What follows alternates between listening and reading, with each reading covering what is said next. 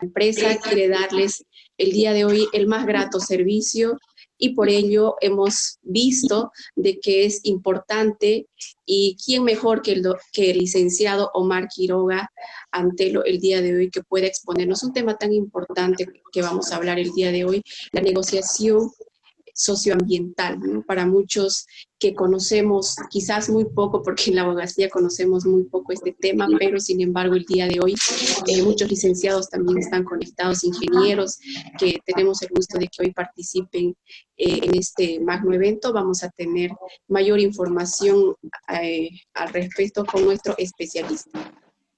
Un poquito antes de presentar a nuestro especialista, hoy nuestro expositor, quiero dar lectura un poco a las grandes cosas que él ha venido realizando en todo su tema académico, ¿no? Entonces, voy a un poquito mencionar que él es egresado de la carrera de Ingeniería de la Facultad de Ciencias de la Gabriel René Moreno, es licenciado en Ingeniería Agronómica de la Facultad de la Gabriel René Moreno, ha hecho su maestría en Desarrollo Sostenible de la Universidad NUR de Santa Cruz.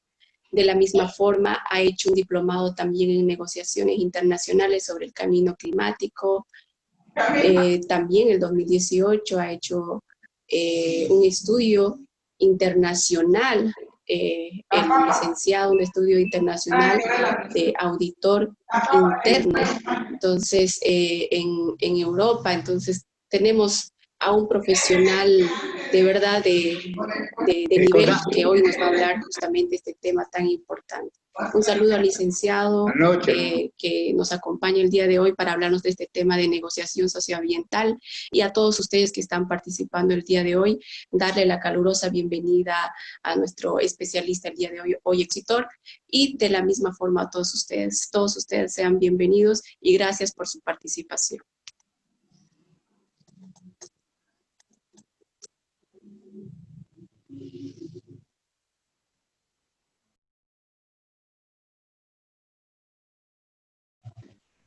Muy buenas noches a todas y todos los que se han conectado a esta plataforma. Primero agradecerle a la consultora Consult BMW por la deferencia de invitarme a dar esta charla, esta conversación. La verdad es que de lo que se trata es de compartir la experiencia que uno ha vivido ya en tantos años de estar en este, digamos, negocio de la negociación, valga la redundancia. Agradecer la presencia de tantos amigos que hace tiempo que no los veía, los estoy viendo ahora después de mucho tiempo, y personas con las que me ha tocado negociar, así que estoy con todas estas personas que están interesadas en conocer esta experiencia. Y bueno, decirles que en realidad para mí este tema es apasionante. Ya son 25 años que estamos metidos en esto y la idea es compartir estos conocimientos. Señora Mónica, ¿va a decir algo o continúo? No, lo escucho. No, sí, una vez más agradecidos nosotros, la empresa agradece que usted nos brinde un espacio, porque sabemos muchos que es importante saber la dinámica y cómo nos jugamos en ese tema de negociación. Para muchos que no sabemos, no conocemos y que en fondo no sabemos cómo se lleva a dilucidar ese tema, ¿no? Entonces, para nosotros es muy importante. Muchas gracias, la empresa Consultoría BMW le agradece y bueno, muy agradecidos nosotros con ustedes y con todos los que nos acompañan el día de hoy, y vamos a estar escuchando atentamente. Muy bien, entonces la dinámica de la presentación va a ser la siguiente.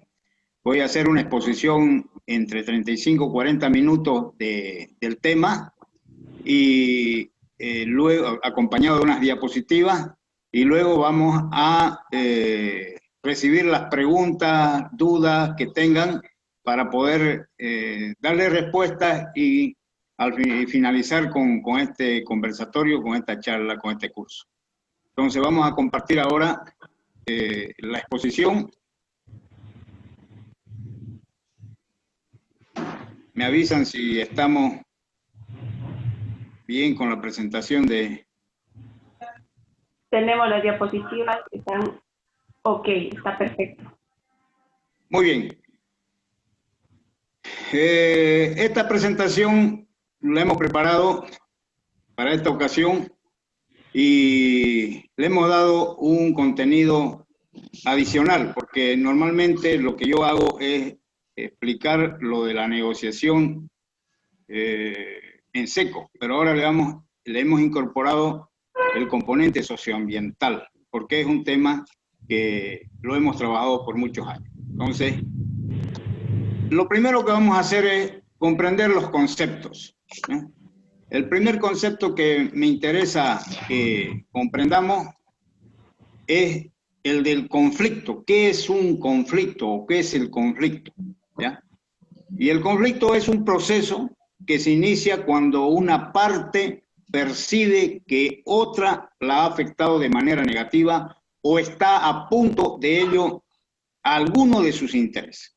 Entonces, si se fijan, normalmente el conflicto se genera cuando hay una percepción, inclusive, no cuando se haya generado una afectación real. Entonces, este es el concepto del conflicto. Y si queremos entender el conflicto socioambiental, los conflictos socioambientales serían aquellos producidos por la interacción de los seres humanos con su ambiente y tienen que ver con el manejo de los recursos escasos. Normalmente se generan conflictos cuando se tiene que acceder a recursos escasos como el agua, el suelo, el aire, si queremos hablar de hidrocarburos, de minería, etcétera, etcétera. Entonces, estos dos conceptos son importantes comprenderlos para luego comprender también y entender qué es la negociación. Y la negociación no es más que un proceso mediante el cual dos o más partes que tienen intereses tanto comunes como opuestos intercambian información a lo largo de un periodo de tiempo, con miras a lograr un acuerdo para sus relaciones futuras. Aquí es importante recalcar para sus relaciones futuras, porque en la negociación normalmente de lo que se trata es de hacer que los acuerdos a los que arribemos sean sostenibles en el tiempo. Y esa es una de las claves de la negociación. Entendido esto, quiero mostrarles el esquema de lo que es la negociación. Dos o más partes con intereses opuestos que buscan intereses comunes para lograr un acuerdo. No es más, ese es el esquema, si quieren, de la negociación. Ahora bien, en la negociación tenemos que considerar que hay tres momentos importantes. Un momento es antes de ir a sentarse a negociar con la otra parte. El otro momento es durante, es decir, en el momento que estamos sentados, dialogando, intercambiando información. Y el tercer momento es después de la negociación. Entonces, vamos a empezar a desarrollar estos tres momentos. El antes de la negociación, lo que nosotros tenemos que hacer es hacernos preguntas, preguntarnos. Analizo mis fortalezas y debilidades, es decir, me he puesto a ver qué fortalezas yo tengo en el tema que voy a negociar, en el asunto de interés conflictivo, tengo tales y tales fortalezas y las debilidades. ¿Para qué es eso? Para saber con qué cuento y qué es lo que tengo que reforzar. Luego me tengo que preguntar si acumulo la mayor cantidad de información sobre el otro. Y esta es una de las preguntas clave, porque si no conocemos al otro con el que vamos a negociar, por lo general estamos yendo a ciegas a negociar con una parte que definitivamente nos va, digamos así, a ganar en la negociación, si queremos. Preparo una lista de opciones para ofertar al otro y las priorizo, es decir, a ver, me voy a sentar a negociar y ¿qué puedo ofertar con quien estoy negociando. A, B, C, hago una lista de opciones. Y también tengo que preparar una lista de las ofertas que pienso que me van a ofrecer. Y veo mis intereses y las posibles respuestas. ¿Recopilo información sobre negociaciones anteriores sobre el asunto? Es otra pregunta que me tengo que hacer. Tengo que tener información de lo que antes ya se ha negociado sobre ese mismo tema. ¿Por qué? Porque ahí van a haber lecciones aprendidas, errores que se cometieron que pueden servir para no cometerlos en el futuro y mejorar nuestra performance, nuestros resultados en esa negociación. ¿Cuál es la otra pregunta? Trato de identificar el balance de poder que tengo. Esto es importante porque a veces nos creemos con el poder suficiente para ir y, digámoslo así, ganarle a la otra parte, ¿ya? En el concepto de que esto es una competencia. Entonces, si me engaño y digo, sí, tengo el poder como para salir victorioso y no es real, estoy yendo a chocarme con una pared. Me actualizo sobre lo que están haciendo mis competidores y trato de identificar mis ventajas comparativas. O sea, vamos a ver qué están haciendo los que van a negociar conmigo, ¿ya? Y ahí tengo que tener la retroalimentación de lo que va a estar sucediendo para que yo vea qué ventajas comparativas tengo respecto al otro con el que voy a negociar. Preparo una lista de concesiones, es decir, tenía las opciones que son una lista de lo que yo puedo ofertar, ¿ya? Pero tengo que ver qué puedo conceder, o sea, efectivamente hasta dónde puedo llegar con mi oferta. Defino mi punto de inicio, es decir, voy a empezar ofreciendo, en el caso, digamos, si se trata de recursos económicos, que es lo que hay que negociar, o si son algunos, no sé, elementos que puedo ofrecer al otro. A ver, ¿desde dónde voy a empezar a mi oferta? ¿Cuál es el punto de inicio? Tengo que determinar también mi mejor alternativa de acuerdo negociado. Eso, la sigla es MAN. ¿Qué significa mejor alternativa de acuerdo negociado? Es aquella opción que le va a favorecer a la persona o al grupo o al otro que está negociando conmigo, con mi institución, con mi empresa, con lo que yo represente. Esa mejor alternativa de acuerdo negociado es el que tenemos que definir también. Una vez nos hemos hecho todas esas preguntas, nos vamos a ir a sentar a una mesa de diálogo para empezar a negociar. Y una vez estoy negociando, tengo que hacerme las otras preguntas. Fundamento mis posiciones con pocos argumentos sólidos, y aquí vamos a hacer una diferenciación que es muy importante conocerla. La posición es cuando yo empiezo a plantear algo que lo voy a asumir como de principio, ¿ya? Y sabiendo yo mismo que esa posición la puedo flexibilizar porque en el fondo se negocian intereses. Las posiciones sirven para el discurso inicial para poder, valga la redundancia, posicionarse en la negociación. Pero sabemos que lo que al final prima son los intereses comunes que tienen las dos partes para llegar a un acuerdo. Y se trata de ir identificando esos intereses. Hago muchas preguntas al otro para conocer mejor sus necesidades e intereses. Tengo que empezar a escudriñarlo al otro, preguntarle, sacarle sus pareceres. Y aquí viene una pregunta clave. ¿Controlo mis emociones y soy paciente? Porque resulta que hay un adagio que dice, el que se enoja pierde. Muchos de ustedes lo han debido escuchar y lo han debido comprobar. La persona que está en una negociación, que está desarrollando un intercambio de información, está dialogando sobre un tema y se sale de sus casillas, pierde. Entonces aquí importante es controlar mis emociones, ser paciente.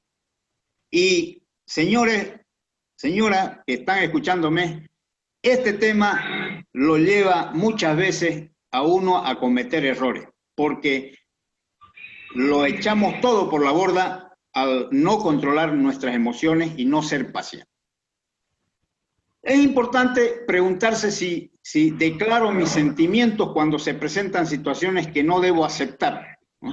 A veces hay un momento en que yo tengo que expresar lo que siento y tengo que hacer que el otro sienta lo que yo estoy sintiendo, ¿ya?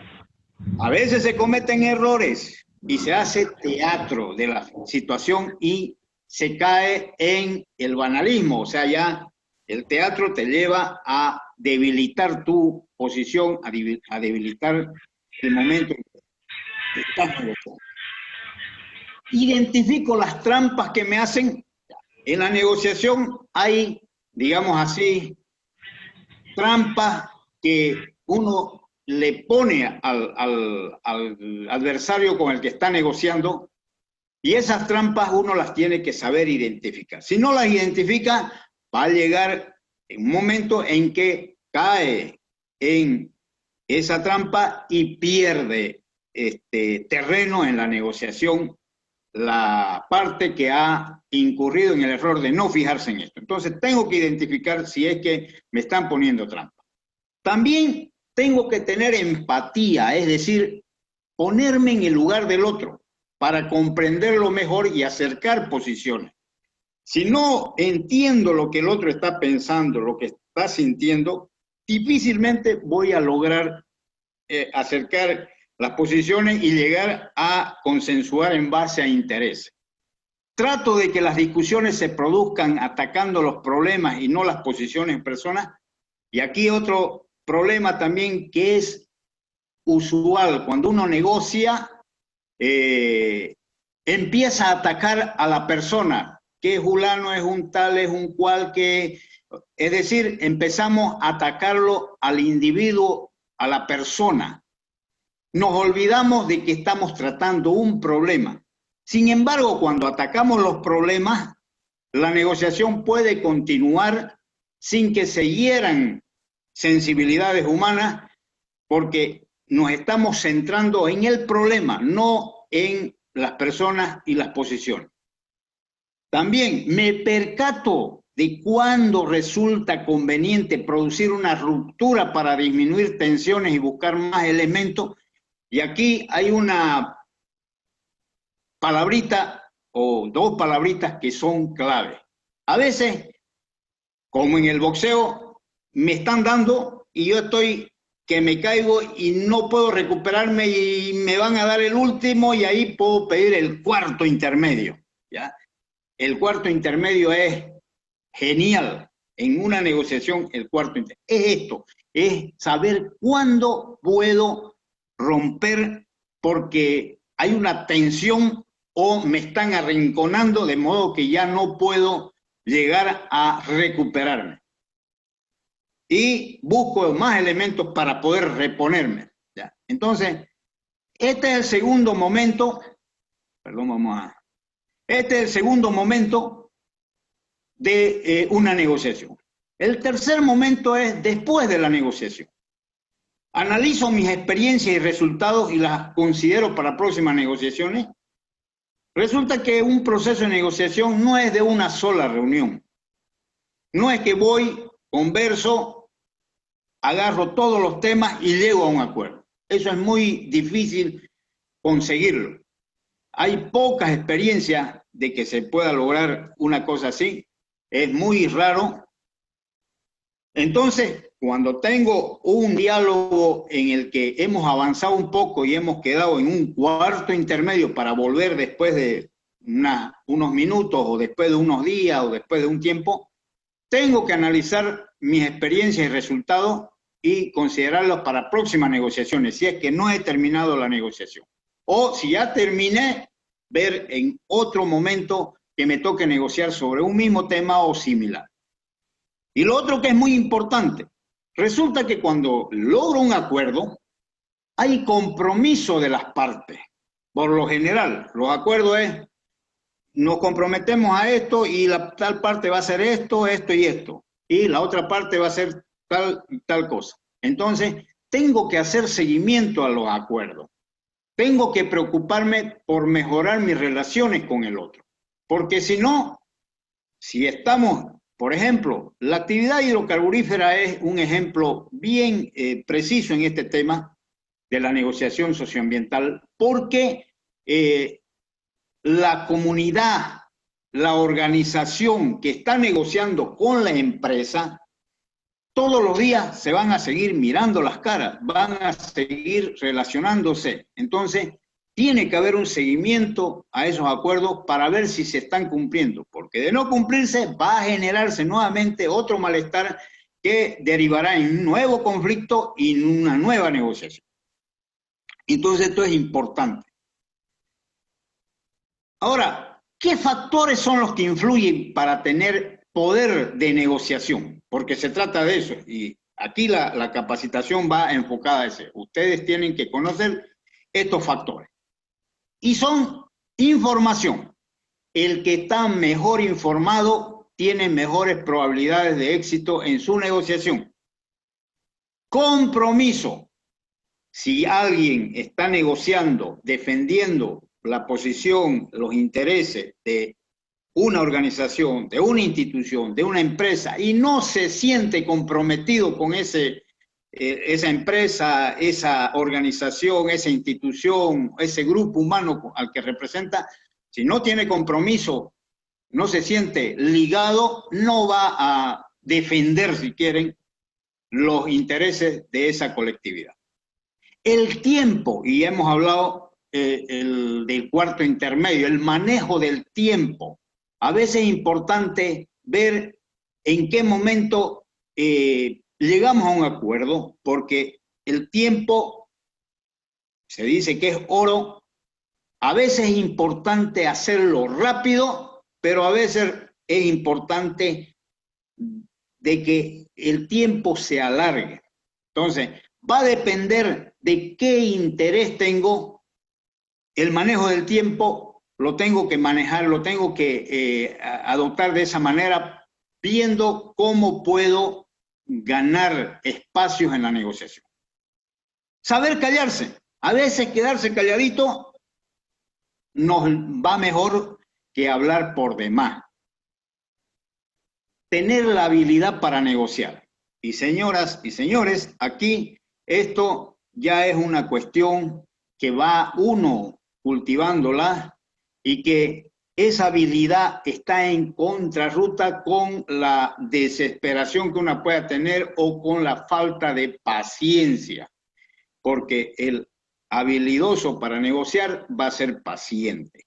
El que no tiene habilidad para negociar lo va a agarrar a trompadas al otro y se acabó. Y la dependencia, también esta es otra cosa que va relacionado con el tema del compromiso. Si yo sé que tengo una dependencia de alguien que me va a cobrar, digamos así, lo que voy a acordar, esa dependencia es importante tenerla, porque si no, no puedo tener nada claro y puedo llegar a comprometer los intereses de la organización, institución, empresa, lo que sea, porque no siento esa ligazón. Estos son los elementos, los factores que son importantes para tener poder en la negociación. Hablamos del MAN, ¿se acuerdan? Que les hablé del MAN, de la mejor alternativa de acuerdo negociado, que tiene un mínimo de alternativas, un máximo, o sea, yo tengo que definir ese mínimo y ese máximo, y normalmente este MAN es una situación óptima que se encontraría más o menos al medio, digamos. Si se trata, digamos, de recursos económicos, digamos, tengo un mínimo de negociación, un máximo, y normalmente me voy acercando al óptimo, que sería más o menos la mitad, digamos. Pero este man no necesariamente es estar en la mitad. Puede ser otra situación diferente que no tenga nada que ver con lo que inicialmente hemos empezado a negociar. Y ahí viene la creatividad de los negociadores, de encontrar aquellas estrategias que nos permitan llegar a acuerdos que ni siquiera lo habíamos imaginado al principio, ¿ya? Pero se trata de este elemento denominado man. Hay dos tipos de estrategias de negociación, ¿ya? O tipos de negociación. La competitiva, cuyo objetivo es maximizar los resultados propios, y ahí yo no me interesa el otro. Yo lo que quiero es ganar al otro y al otro dejarlo aplastado.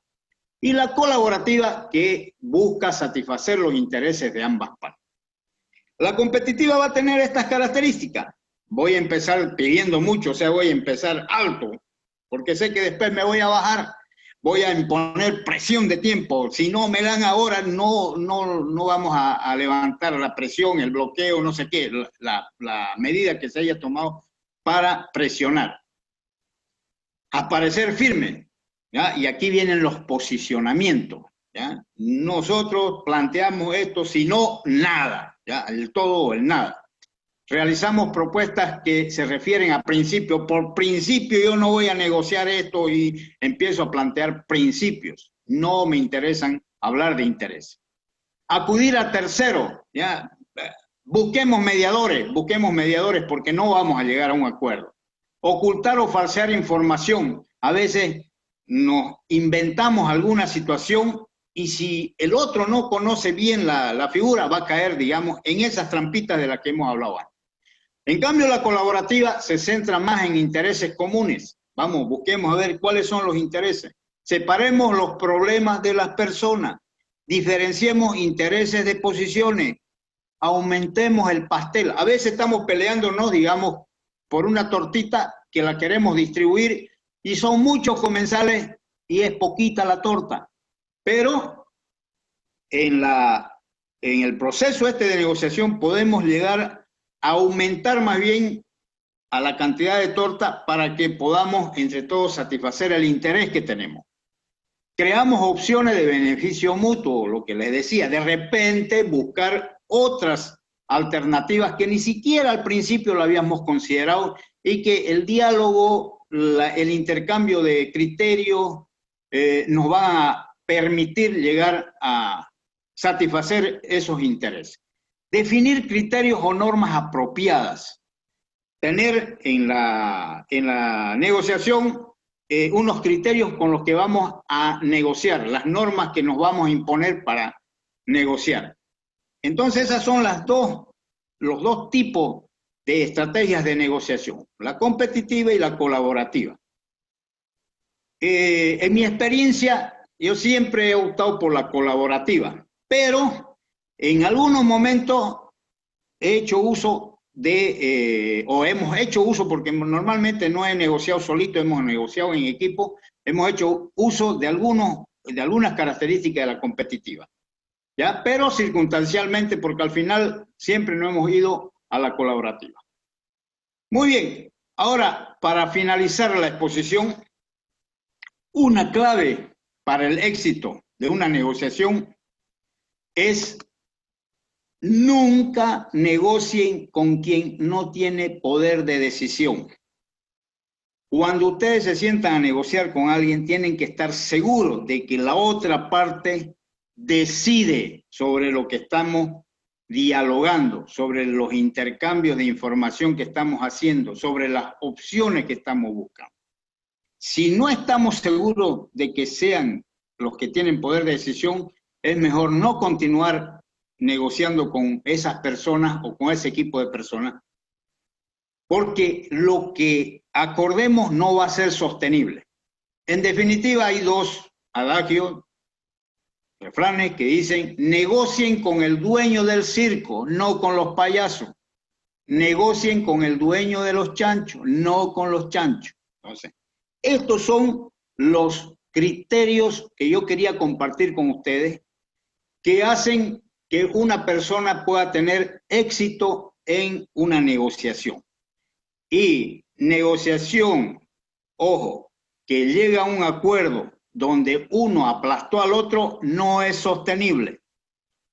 La negociación tiene que ser en base a los intereses comunes para poder tener una relación sostenible en el tiempo, sabiendo que nos vamos a encontrar y que somos arrieros en el camino. Yo con esta, mi intervención, quiero agradecerles y estoy atento a que ustedes me hagan preguntas y yo pueda responderles sus inquietudes. Muchísimas gracias.